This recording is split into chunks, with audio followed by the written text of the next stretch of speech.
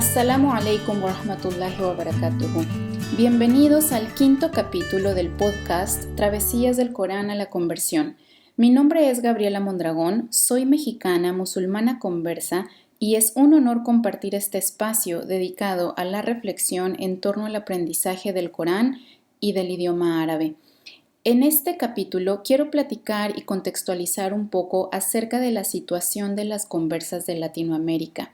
Estos datos o esta información que voy a presentar aquí está basada en dos investigaciones que realicé.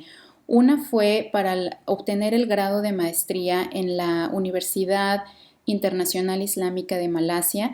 Esa investigación fue publicada en Editorial Maktaba en el mes de abril del 2023 y la puedes comprar ahí en Editorial Maktaba.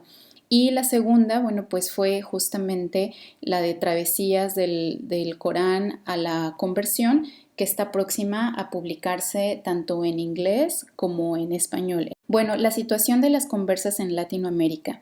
Ellas son adultas, son personas adultas con capacidad de decisión. ¿Qué más prueba necesitamos que el hecho de decidir la religión del Islam y transformar su vida y todo con la intención de seguir con la religión del Islam? Son personas con una rutina establecida. Al ser adultos ellos ya tienen que ir al trabajo, a la escuela o tienen que hacerse cargo del hogar, etc. Las situaciones de estas personas son muy diversas, pero como adultos igualmente tienen problemas, situaciones económicas que resolver, enfermedades, algunas de estas enfermedades son crónicas, problemas familiares o de pareja, problemas psicológicos, cuestiones de la maternidad. Tenemos muchos casos de madres solteras también y de mujeres también solteras y que son madres trabajadoras. Y pues esa es una situación bastante común en nuestras sociedades en Latinoamérica. En esta situación, ellas están tratando de encontrar tiempos y espacios para aprender sobre la religión del Islam, que fue la religión que por su propia voluntad y ejerciendo su libertad de credo, pues eligieron como parte de su vida y de su creencia, ¿no? Ellas en esta transformación, en este cambio de religión, ellas tratan de romper con prácticas y hábitos que no les suman y que más bien les perjudican a su práctica religiosa. Algunos ejemplos de ello los obtuve también de las entrevistas. Por ejemplo, es romper con matrimonios en donde sufrían abusos, violencia, malos hábitos alimenticios o consumo de intoxicantes. También han roto, por ejemplo, relación de amistad o relaciones amorosas con personas tóxicas. Una cosa muy interesante también es que ellas se dan cuenta que probablemente ellas eran las personas tóxicas, que ellas son las que tenían los malos hábitos de relacionarse o ellas eran las que no aportaban y más bien dañaban a las otras personas. Entonces, el darse cuenta de ello implica una lucha interior para disciplinarse, para disciplinar su ego, para disciplinar sus sentimientos, para disciplinar la forma en cómo se relacionan con los otros, ¿no? Obviamente todo esto implica cambios, ¿no? En todos estos cambios están tratando de adaptar su práctica religiosa a su vida cotidiana. Por ejemplo, pues la comida, en dónde comprarla, dónde consumirla, el lugar en donde van a rezar, por ejemplo, sus 5 rezos al día, sobre todo si tienen que ir al trabajo o a la universidad. Hay algunas de las mujeres que deciden usar de manera temprana el velo y la ropa holgada, hay otras que lo van haciendo de manera paulatina. De todas maneras, ya sea tarde o temprano, ellas tienen que lidiar con las preguntas de las personas. A veces son preguntas genuinas, a veces son preguntas agresivas o comentarios agresivos, ofensivos, y ellas tienen que estar lidiando constantemente con ello. Tienen que estar lidiando con los maltratos y la discriminación a diferentes niveles, por supuesto. Puede ser de parte de la familia, puede ser de amistades y colegas. Estos maltratos y abusos son muy diversos, o sea, hay diferentes tipos de historias y diferentes tipos de casos, pero los casos de mayor abuso son los abusos de violencia física, en donde ellas sufren golpes o por ejemplo les queman la ropa, les queman sus materiales del Islam, por ejemplo, o encierros, les prohíben salir. O también abusos de alimenticios, les prohíben comer, ¿no? Ese es un abuso como extremo que algunas de ellas han sufrido.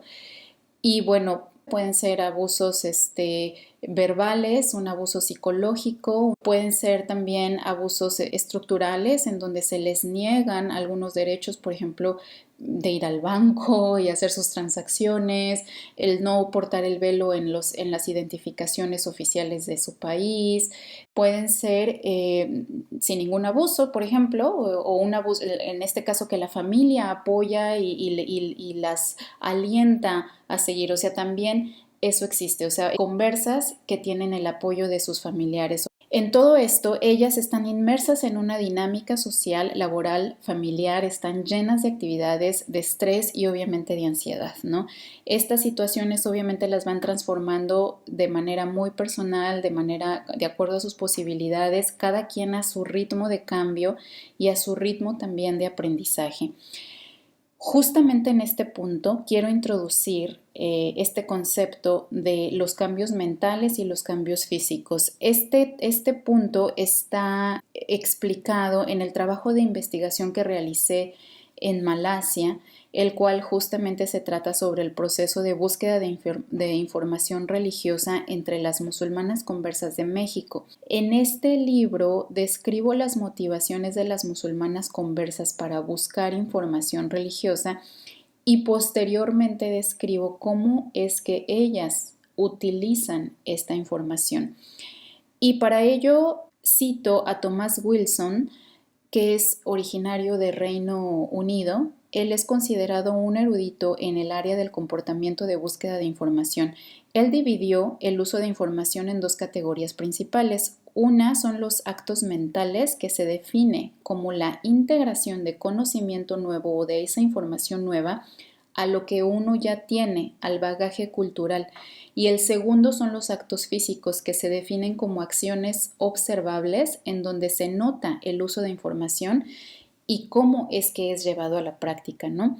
Estas mujeres musulmanas se convierten al Islam para restablecer la conexión con su creador, con Allah subhanahu wa ta'ala. Y en hacer eso, ellas emprenden un camino de educación, de búsqueda de información, de educación, de formación, de reconstrucción y de desarrollo personal y espiritual. Al hacer eso, justamente ellas emprenden estos cambios mentales y físicos. Los cambios obvios y que podemos observar son los externos y físicos. En el caso de las mujeres, pues es el tipo de vestimenta y el velo, que es algo muy, muy obvio y muy llamativo para nuestra sociedad latinoamericana. Y bueno, hay otros cambios físicos que aplica en general para todos los musulmanes, hombres y mujeres, como la implementación del rezo, los hábitos alimenticios, como dejar intoxicantes, algunos tipos de carne, bueno, todo lo que contenga cerdo, pues lo desechan. La implementación de los ayunos, sobre todo en Ramadán, pero también hay otro tipo de ayunos como lo de los lunes y los jueves, o cuando llegan la luna llena también, la mitad del mes islámico, también hay ayunos. El cambio de comportamiento y actitud también se puede observar. Ellos se vuelven un poco más pausados, más cautelosos, depende mucho de la personalidad, pero hay algo notorio cuando se vuelven más pausados, más cautelosos, mostrando más conciencia al momento de dar una opinión. Ellos cambian también de amistades, puede ser que cambien de personas, o sea, que dejen un grupo de personas y que se integren a otro. También puede ser que la forma en cómo se relacionan con los grupos sociales a los que pertenecen cambien, o sea, no es que abandonen por completo a sus amistades, pero la forma en cómo se relacionan con ellos va cambiando. Sobre todo, bueno, cuando es familia o cuando son personas del vecindario, los vecinos o personas que ya han conocido durante muchos años, ¿no? Hay otros cambios que no se ven. Los cambios mentales que las participantes mencionaron y me estuvieron platicando dentro de sus narrativas, los cuales estos cambios mentales inician con su jornada de búsqueda de información que es generalmente previa a la conversión al Islam. Y bueno, las historias de cada una de ellas sobre cómo es que, por ejemplo, cambiaron a los ídolos y santos de la religión católica, que la mayoría de ellas pertenecía a la religión católica, y la cambiaron por la creencia del monoteísmo. Es decir, que ya no necesitaban intermediarios como un santo o un ídolo para comunicarse con el Creador, con Allah, sino que ellas mismas podían generar esa conexión y la sintieron mucho más fuerte, mucho más significativa, ¿no? También me platicaron historias acerca de cómo pasaron por diferentes religiones, o sea, iban pasando, por ejemplo, de una religión prehispánica a una religión hinduista, al budismo, y bueno, tratando de buscar una práctica espiritual que les llenara y con la cual se sintieran satisfechas, hasta que, bueno, encontraron el Islam y decidieron investigar más y, bueno, convertirse y profundizar más en las prácticas de la religión del Islam. Algunas de ellas, por ejemplo, tuvieron sueños, vieron alguna película o noticias que hablaban del Medio Oriente o de musulmanas o hombres musulmanes también. Y bueno, eso les generó curiosidad, les generó preguntas y empezaron su jornada de búsqueda de información y continuaron, ¿no? Continuaron hasta que, bueno, ya se convirtió en una jornada de educación o autoeducación. Este cambio espiritual que es la creencia monoteísta puede ser clasificado como un acto mental y cognitivo, ya que el hecho de adoptar una creencia religiosa requirió de un proceso reflexivo que las llevó a cuestionarse, a comparar, a buscar información y a tomar una decisión consciente acerca de lo que iban a creer, de lo que creer y qué es lo que no voy a creer, qué es lo que voy a desechar, ¿no? Los otros actos mentales se refieren a los cambios de conceptos como el destino, como problemas de la vida, en sí mismo qué significa la vida, qué es la muerte, cuál es el propósito de la vida, qué es la fe, los cuales obviamente todos estos conceptos mentales se fueron cambiando, se fueron dando paulatinamente al lado de los cambios físicos que iban adoptando, ¿no? Obviamente cada una en su propia situación y en su propio contexto. Las participantes reportaron, por ejemplo, que el hecho de cambiar estos conceptos después de leer la información del Islam tuvo un impacto también emocional y psicológico. Por ejemplo, el concepto de destino. Las participantes dijeron que antes de la conversión ellas pensaban que el destino es algo que una persona construye por sí mismo o que es diseñado por los dioses o que es influenciado por el cosmos y las estrellas. Algunas de ellas reportaron que si no alcanzaban las metas que tenían, sentían una inmensa frustración con ellas mismas, enojo, tristeza, seguida por una sensación de fracaso, lo cual tenía un impacto psicológico negativo importante, afectando su desempeño en sus actividades diarias y hasta en la forma de relacionarse con las personas. Cuando cambiaron el concepto de destino hacia la definición islámica, comentaron que para ellas es Dios el que está a cargo del destino. Es algo que ya está escrito, por ejemplo, la pérdida de un ser querido o el que realices un viaje o el que termines o no alguna carrera o el que te cases con alguien. O el que tengas hijos o no, este tipo de cuestiones. Así que es mejor aceptarlo con la mejor actitud y sobre todo cuando ellas pues han dado su mejor esfuerzo, ¿no? El cambio de conceptos permitió a las participantes sentirse bien con los esfuerzos y acciones que realizaban día a día, cualquiera que fuera el resultado, positivo o negativo. Pero ellas entienden de manera cognitiva que el resultado no dependía exclusivamente o enteramente de ellas, ¿no? Así que con esta forma de pensar reportaron que empezaron a manejar justamente de manera diferente sus sentimientos como la tristeza, la frustración, el enojo y esa obsesión por conseguir, por lograr algo. Estos hallazgos confirman los resultados de algunos otros estudios sobre religión y psicología, que concluyen que la religión puede ayudar a una persona a desarrollar su propio bienestar en varias dimensiones, incluyendo el físico, el psicológico y el espiritual. Si deseas encontrar referencias sobre estos estudios, bueno, pues justo las encuentras en el libro de En búsqueda de la religión. Con todo esto se puede concluir que los actos mentales descritos anteriormente están relacionados unos con otros, ya que el cambio de creencia religiosa las lleva a tener un cambio de conceptos, lo cual a su vez tiene un impacto positivo en la parte de psicológica y emocional de las participantes. Un punto bien importante a resaltar es el de la sociedad, la reacción de su grupo social al que ellas pertenecen, porque la sociedad acepta los cambios mentales que la musulmana va a tener o el musulmán. Lo que la sociedad no puede aceptar son los cambios físicos.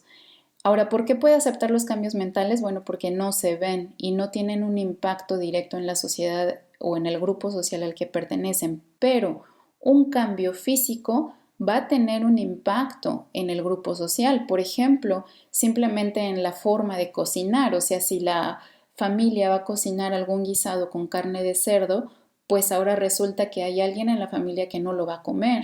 Entonces la familia tiene que cambiar, tiene que decir, bueno, ¿qué voy a cocinar para esta persona? O que ella se cocine, o cómo vamos a comer algo diferente, o cómo va a romper la tradición familiar de comer esto en esta celebración, en este día especial, ¿no? Entonces hay un impacto del grupo social al que ella pertenece y esa parte es muy difícil de aceptar por el grupo social. Estoy poniendo el ejemplo de la comida, pero puede ser muchas otras cosas más, el rezo, el velo, la forma de comportarse, la forma de saludar, la forma de dirigirse a alguien, etcétera, ¿no?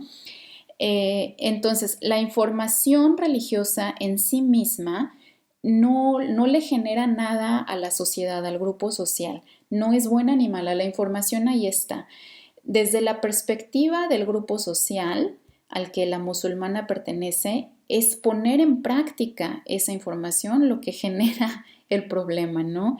Entonces, obviamente, a las musulmanas, al interiorizar esta información, al racionalizarla, la convierten en conocimiento y luego aplican ese conocimiento a sus actividades y sus prácticas diarias.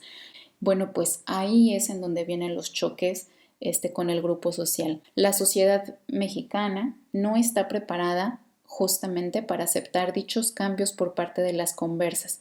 Por eso es que una de las necesidades que las participantes reportaron como algo importante es el cómo poder lidiar con esas preguntas, con esos rechazos constantes, con la ignorancia de las personas. Ahora, ¿por qué es importante hablar de toda esta situación de las conversas al Islam en Latinoamérica?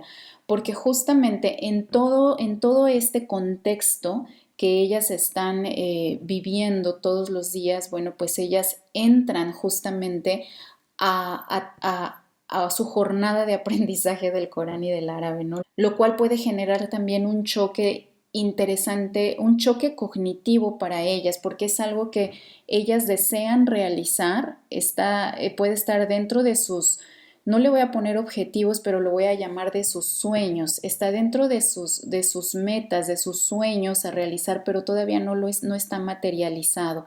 Entonces, todo este contexto es muy importante de tomar en cuenta cuando uno estudia este proceso de aprendizaje del Corán y del idioma árabe, porque el contexto en el que ellas están tiene un dinamismo impresionante, es un movimiento de emociones, la energía está ahí, la energía positiva, negativa, y hay choques constantes, ¿no? Entonces, en esa ansiedad que tienen que silenciar todo eso de alguna manera en sus mentes para poder sentarse enfrente de una computadora, de un celular, de una libreta, del Corán, del material que vayan a usar para aprender y poder literalmente hacer un alto y poder empezar con esta tarea de aprendizaje. En el siguiente capítulo quiero platicar de lo que eso significa justamente, inshallah. Bueno, pues esto es todo por hoy. Espero que esta información haya sido de mucha utilidad y de su interés. Que Allah les bendiga y les traiga mucha sabiduría en su camino. Assalamu alaikum wa rahmatullahi wa barakatuhu. Explora el fascinante viaje de aprendizaje del árabe y recitación de Corán en adultos que abrazan el Islam en Latinoamérica, descubriendo historias de fe, perseverancia y transformación. Travesías del Corán a la conversión está producido en inglés y español. Find the English version on the playlist.